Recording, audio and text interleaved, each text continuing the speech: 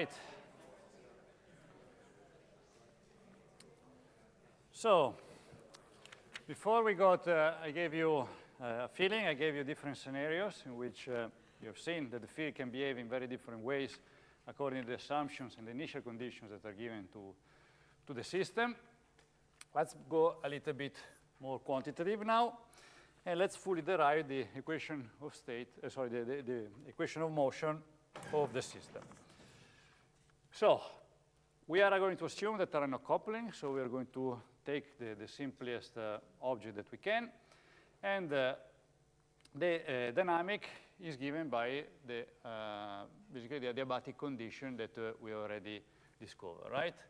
So we know that rho c to the power of 2 a to the power of 3 with respect to time, such that derivative of the energy with respect to time, plus pressure times the change in the volume with respect to time must be equal to 0. Okay, this goes back again to thermodynamics, to the first law of thermodynamics.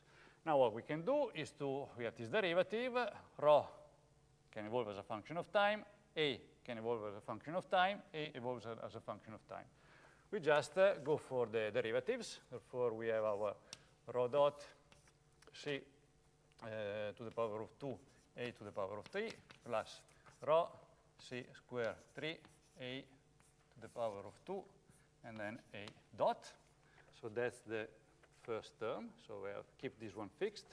So sorry, rho dot times the rest is fixed, plus rho is kept fixed, and we have the derivative of a to the power of 3, which is just this guy. This is a dot.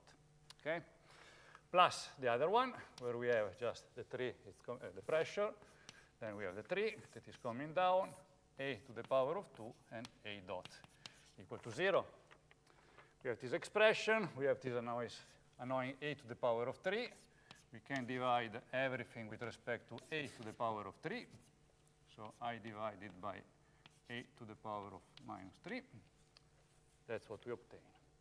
Then look, what do we have here? And what do we have here? A dot over a, that's h. Remember the double function? We just plug our h in there, and we get our equation that I already showed you, that now I derived explicitly because now we need it, the u phi with respect to the phi equal to 0.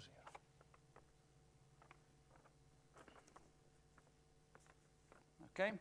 And this is achieved simply by doing what? Substitution. We plug in rho, rho, and p. I spare you the steps.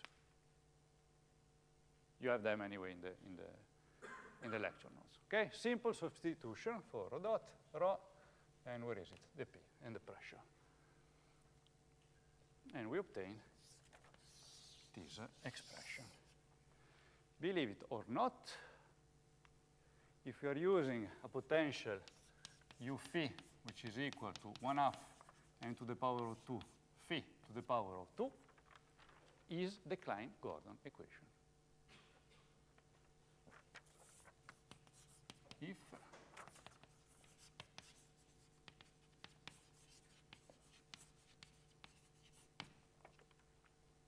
which is the equation of motion of a field with that potential.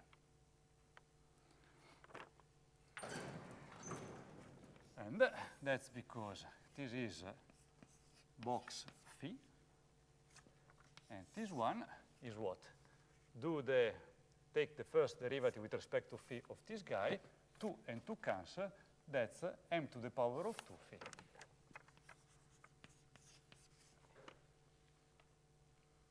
That gives you box plus m squared of phi is equal to 0.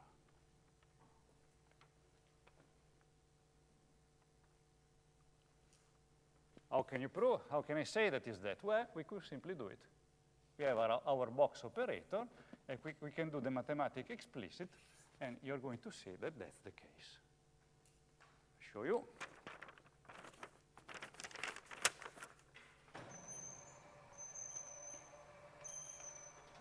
let's take a box of phi, which is equal to 1 over minus g. So this is a well-known result. The mu, the minus g, g mu nu, the nu of phi. So the box operator, you see, can be expressed in this way. That's just differential geometry stuff. I mean, with not that interesting, just related to derivatives. But that's what this guy looks like, where you see we have repeated indices, mu, mu, and nu, and nu. So what we do, we just make our explicit expression in which we start with time, mu equal to 0. So if this is equal to 0, this is equal to 0. What is the other term in the Friedman-Lemaitre-Robertson-Walker metric, which has a 0 term? What can we have there? 0, 1? No, that's 0.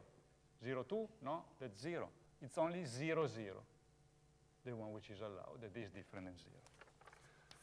Therefore, the first term is going to give us a e to the power of minus 3, which is this one, because this is the bare where can I put it? I put it here. This is the bare trace of this matrix, okay? So we have minus, then we have the first term, which is minus 1, give us the plus. Then we have the second term, third term, and fourth term, which are a to the power of 2, a to the power of 2, a to the power of 2. Square root of a to the power of 6. A to the power of minus 3 because it's under at the denominator. Okay? Then we have our the 0. And then we have, again, e to the power of 3 here. That, remember, is time-dependent, a, so it must be within the derivative, the time derivative. And then we have the 0 of phi. That, in the end, it boils down to minus 3h phi dot plus phi dot dot. Once I introduced again, you see here I have a derivative with respect to time of a, which gives us a dot. And then we have the double derivative of time of phi. Nice. Then we have mu equal to e. Should we do it?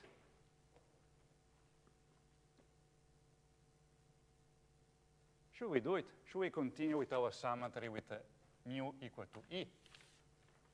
Let's see. Mu equal to e, mu equal to e. So this is going to be GEE.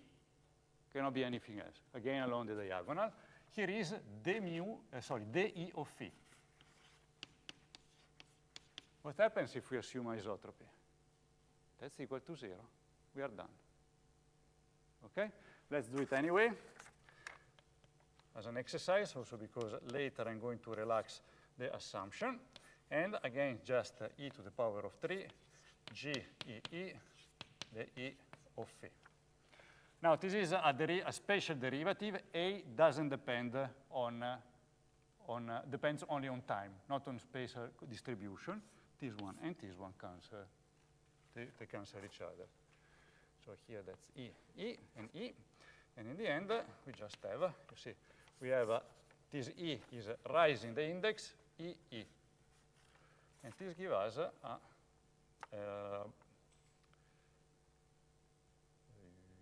that's the metric, so that's going to give us, GEE, which is a to the power of minus 2, because that's the inverse of the metric. And then we have the double derivative of the E of phi.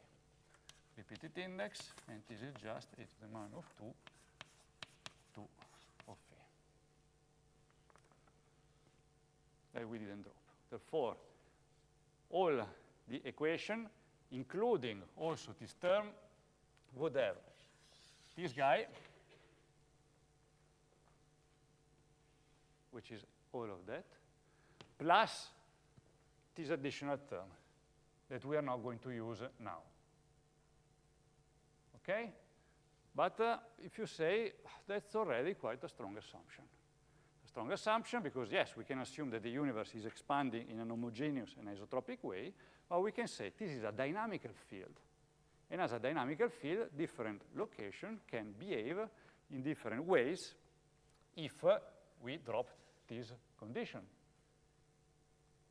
Then I'm going to show you that for the model of dark energy that we're going to consider, it's irrelevant because clustering is not allowed for the model that we're going to see. Okay, so there cannot be propagation of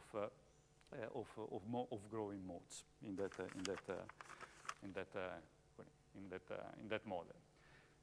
Anyway, this was just to show you a little exercise about how to do this sort of mathematics and to show you, to prove you that this is indeed the Klein-Gordon equation for a scalar field if we are assuming this potential. Okay? Nice.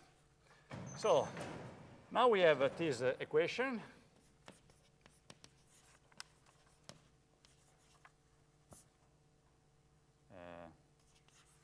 Of motion, which is a system.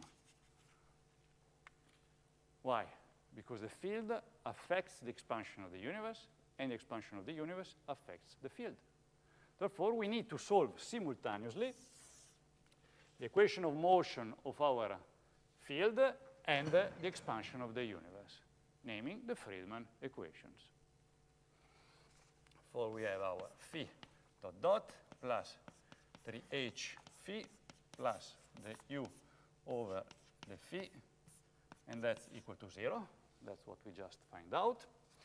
And then we have h to the power of 2 equal to 8 pi g divided 3 rho minus k c to the power of 2 over a to the power of 2 plus the cosmological constant if we want to have it. I just write all of it so that we sort of keep track of what we are doing. So this will be gr with the cosmological constant. But the goal of our exercise is to get rid of this one. Okay? So we assume that term is equal to 0. The nowadays accelerated expansion of the universe is due to this scalar field. The enters where? Here. Okay? So you see, this is gone, but the expansion must be given by this guy that enters in the density of the universe. Okay? We didn't forget it. If we do that, just have our constant again. And then we have what? We have matter, density, and with matter could be radiation. This is like the terminology of matter in GR jargon. This could be radiation, relativistic matter,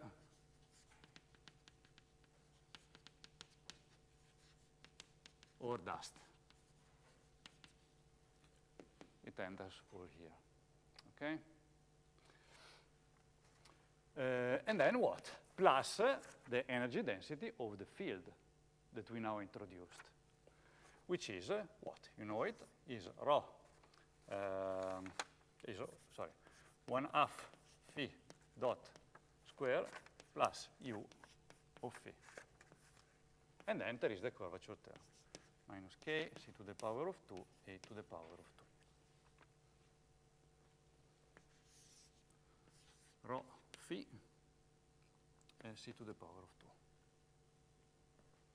So all the other stuff, the normal things, no more the cosmological constant, but we have a dynamical fluid. That's the system of equation that we need to solve, because, as I said, the field affects the expansion of the universe, and the expansion of the universe affect affect our fluid. Okay? That's what we need to solve. Let's get a closer look to this equation. What's that? That's a damped oscillator. Okay? So you see you have phi dot dot, you have a friction term,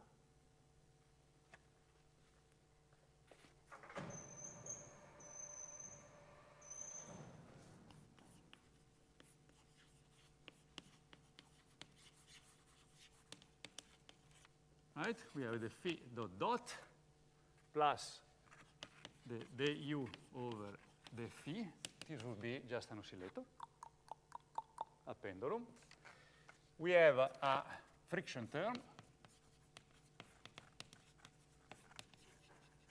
that is due to the fact that the universe is expanding, 3h phi. So we have our fluid that is doing whatever it's doing according to the conditions that we gave. But friction is in place. So if we think in terms of inflation, as we are going to see, that's extremely important, this term. Because we have the field that is slow rolling. Okay? This gives our accelerated expansion. It behaves, then it starts to oscillate. What's that? Matter, production of particles, which is going to die. The field is gone, only particles are left. Okay? So this is crucial for the inflaton field. Inflaton death. Okay?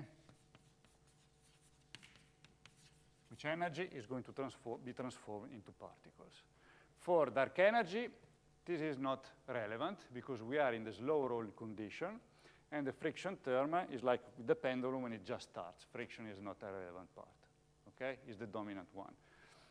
And it's a friction term is completely negligible. We just don't care about it. We just are in the slow roll, and we have the accelerated expansion. All right. So good. So we did something very simple. We used our adiabatic condition that tell us what is the evolution of the density with respect to time. Here we just apply a derivative to have everything expressed in this way. And then we substituted rho, and p with the expression for the scalar field that we had earlier. Just substitution, nothing happened, and we obtained this expression. So from here to here, we just made a derivative and plug in rho and p. Okay? I just introduced the definition of h, the Hubble factor, which is a dot over a, nothing more, which enters here and here. Okay? No magic whatsoever. That's our equation. This is our equation of motion for the field. That I showed you that if we are assuming a potential of this with this fashion, is nothing but the Klein-Gordon equation. Okay? Here I just showed you that this guy is box phi if we drop the anisotropic term and an inhomogeneous component that would be given by these spatial derivatives. Okay? And that's it. Then I gave you a little bit of insights about this term. So we see this is just a damp oscillator with a friction term. And the friction is given by the fact that the universe is expanding. Okay. All right. So that's, let's say, the basics of a scalar field.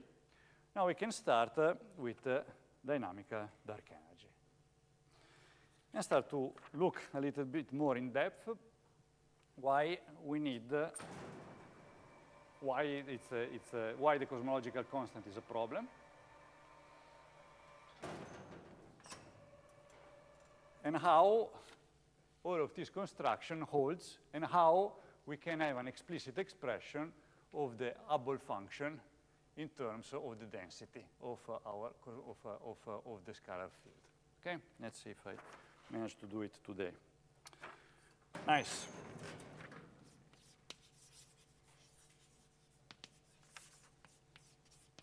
Dynamical dark energy.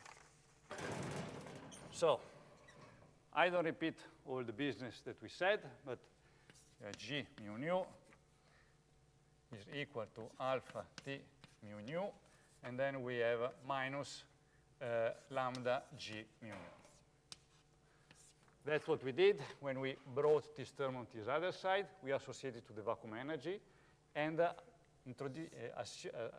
assuming this guy to be the vacuum energy,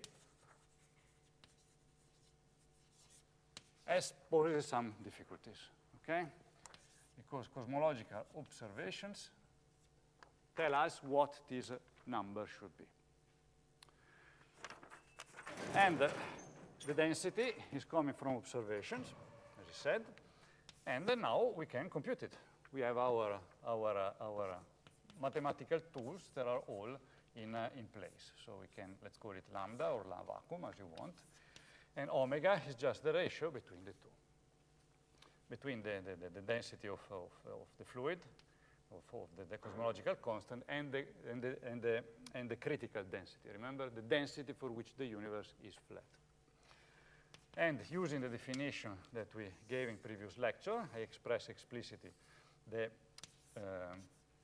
critical density, which is 8pg over 3h bar naught. And we have this number. This is known. It's coming from observation of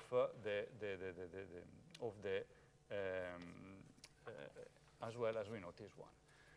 So we have this one that can come from CMB, from clusters. We have many probes that tell us that this guy is roughly 0.7.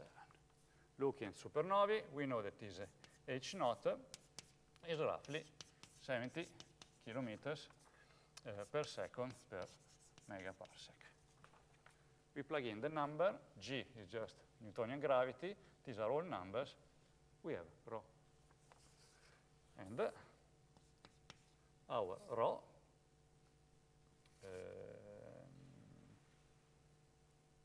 yes. Therefore, we have our rho, which is roughly 10 to the minus 1, 2, 3 Planck mass, which is a crazy small number. Very, very small. Very, very small. If we express it in giga electron volt, this is 10 to the minus, how much is it? 47 giga electron volt to the power of 4. That's a density, so that's the power of 4. It's not an energy, it's an energy density, which is crazy small. That's quite unnatural. Okay, why so small? Not 0.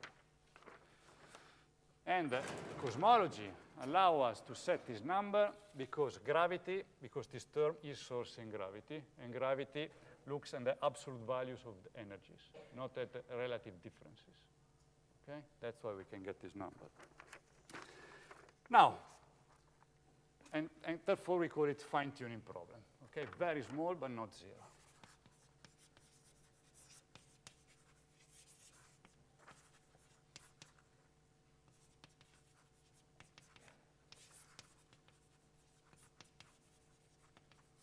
Fine-tuning problem.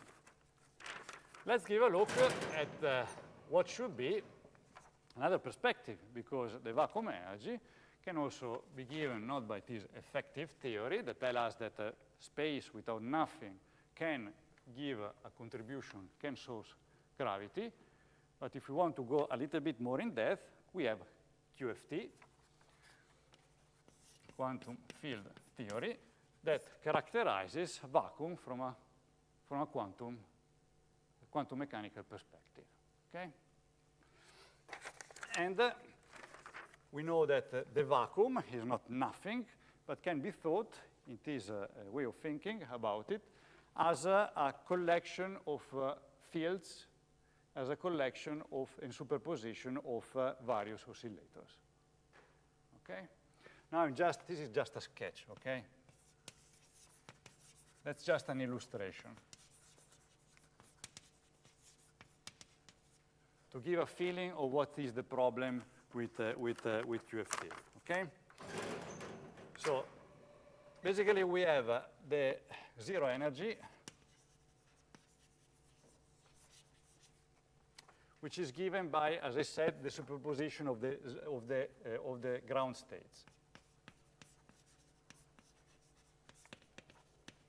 Of all ground states. And each state carries an energy of omega over 2. which can be related to K mode, so to the oscillatory behavior and the energy. So that's the momentum and the energy of the particle expressed in terms of the frequency of the oscillating mode. All of it divided 2. Nice. And as I said, is the superposition of all these terms. Therefore, we need to sum up, or better, integrate overall possible momentum contributions. And the integral, in principle, goes from 0 to infinite. We integrate in 3 dimensions because the momentum are 3-dimensional. There is just a 2 pi terms that is a normalization. And then we are summing up with these contributions, k to the power of 2 plus m to the power of 2. Now we are assuming homogeneity, therefore we can transform this expression in polar coordinates because it doesn't matter what is the direction. What matters is the absolute value of the momentum contribution of k. Again, let's leave it like this. And we have 4 pi k to the power of 2 the k over 2 pi to the power of 3. Okay, so again, just polar coordinate, nothing more complicated than that. And again, we have this k2 plus m squared that remains, that is coming from the previous step. Now what happens? This integral goes up to infinite in principle. Therefore, the modes that are going to dominate are the ones that are large case with respect to the low case. Therefore, in this square root, this factor plus m is irrelevant. So we have a k to the power of 2 square root contribution that goes together with this one. So we have, in the end, 0, infinite, k to the power of 3 dk over 2 pi to the power of 2. Okay? And now you see the problem. That's divergent. Okay? And that's because QFT is valid up to a certain point, because there are approximations. There is the assumption that we have like a continuum field, but point interactions. A certain scale, so K means high frequency in our fluctuations, which means small scales, the theory breaks. So what is usually done, the easiest way you can is to apply a truncation to the integral. K max, K max. And now you can have a finite expression, which is just a polynomial, therefore to the power of 4 max, so just an integral of k to the power of 3, that gives you k to the power of 4, and then again your normalization constant. And if you stop at the Planck scale, which is the limit at which gravity is working, so that we have 10 to the power of 74 giga electron volt to the power of 4. That's a crazy high number. But you say, okay, you went down to the Planck scale. Maybe QFT breaks earlier, break to lower energies. Yeah, we can do that. Then let's remove the Planck scale. Let's use the scale at which QCD is valid, and this gives us 0.1 giga electron volt. Giga, 10 to the power of 9, okay? Look, 10 to the power of minus 47. I didn't solve the problem. Now, this is always shown to say, look, we have 120 order of magnitude of conflict between QFT and a particle perspective, so a quantum mechanical perspective, and what we get in cosmological observations. What have we done here? What was the metric that we use here? Minkowski.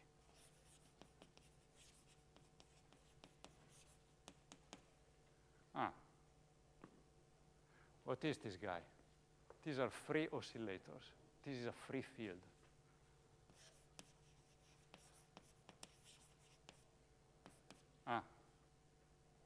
Okay, that's not quite our case. What I showed you is just a pictorial expression, okay, just the simplest thing that one can do in trying to relate QFT to the vacuum energy. Vacuum energy that depends on the mode. So completely arbitrary, and it also has no assumption. So every time it tells you, everybody, whenever they told you, look, there is this 122, is just an estimation like that, okay? Nevertheless, if you take all energy scales that are involved, the other physical processes that govern the known fields, there is a huge difference in energy. So there is, again, a fine-tuning. How can we produce a field which is crazy small with respect to the all other ones, but is not zero? And in fact, there are theories, like supersymmetric theories, in which the background, so the state, the ground level is zero because of the symmetries. So it's zero. It's not 0.0000047 times 1 giga-electron volt to the power of 4. Okay, is zero because of the internal, for the symmetries of the theory. And then, okay, that's zero, and I clean and neatly, I introduce my scalar field. That's sort of typical approaches. If you want to stay in the regime of QF2T and do it in a bit more serious way, then what you should do is to solve Einstein field equations. We don't have a we don't have a gravity theory, so what we can do is a semi-classical approach.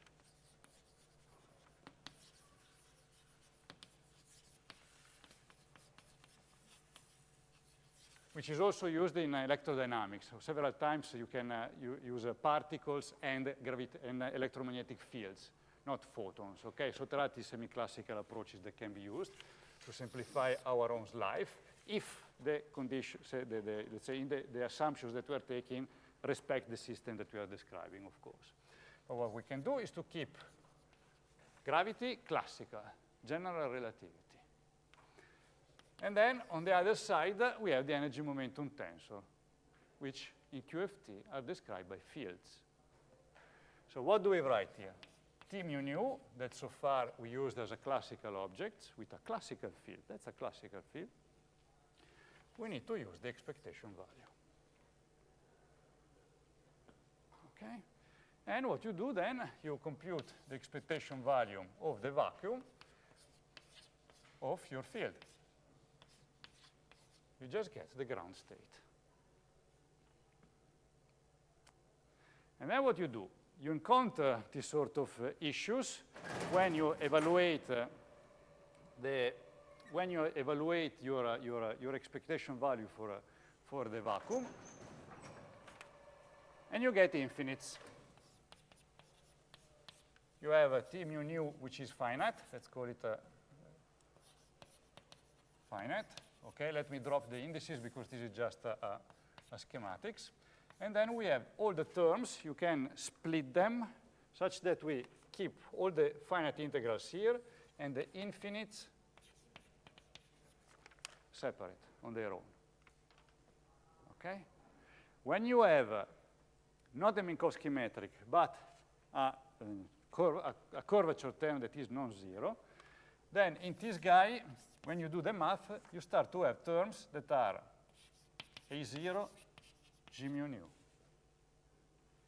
plus A1 H mu nu. Well, actually, there is also another G mu nu, G mu nu, plus another constant, A2 H mu nu, where H contains basically R mu nu and combinations of the guy. Plus, plus, plus, plus, plus, plus.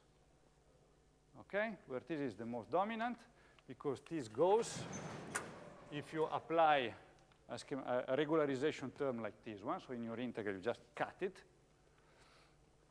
that is proportional to the cutoff, k cut to the power of 4. This one, I think, no, I might be wrong, no, but I think this goes to the power of 2, And the other ones goes to also this one to the power of 2. And the other ones are logarithmic dependency on the kappa max.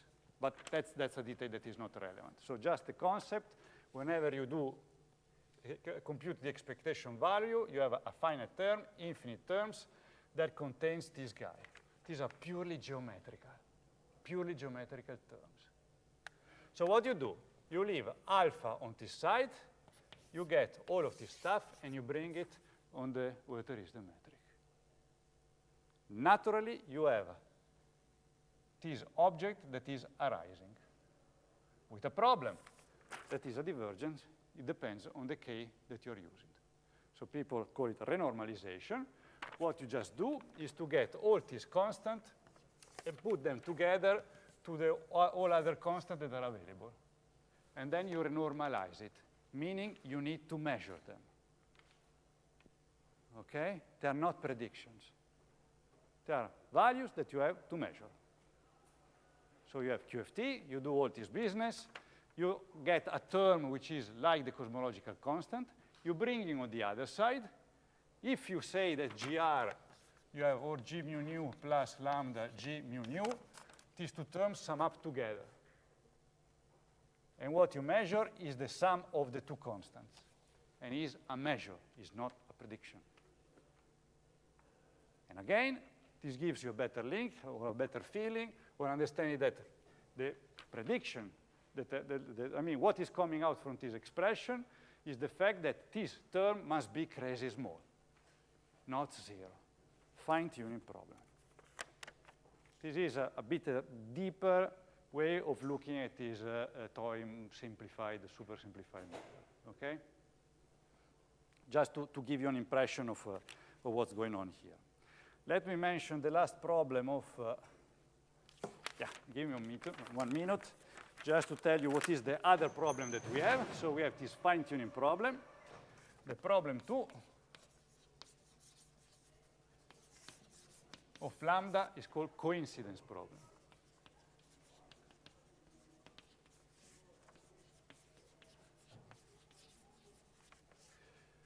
Because omega lambda is equal to 0.7. This again from measurements.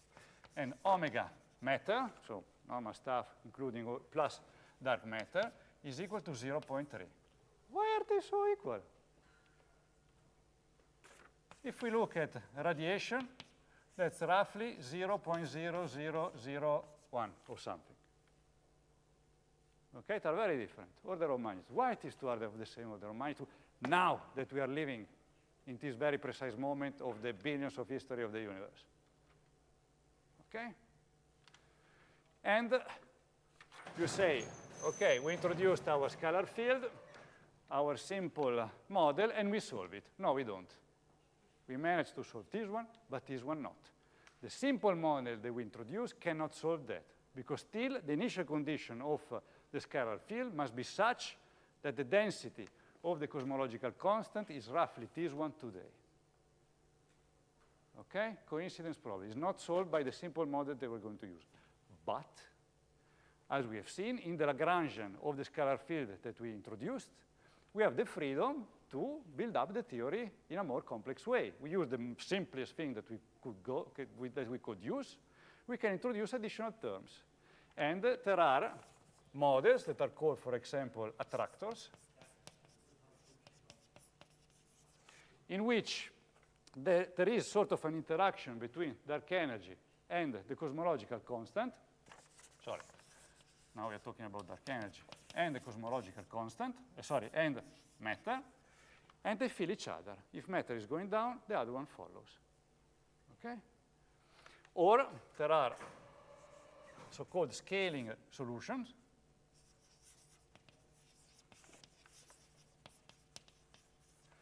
in which the ratio is fixed, which omega m divided omega dark energy is a constant.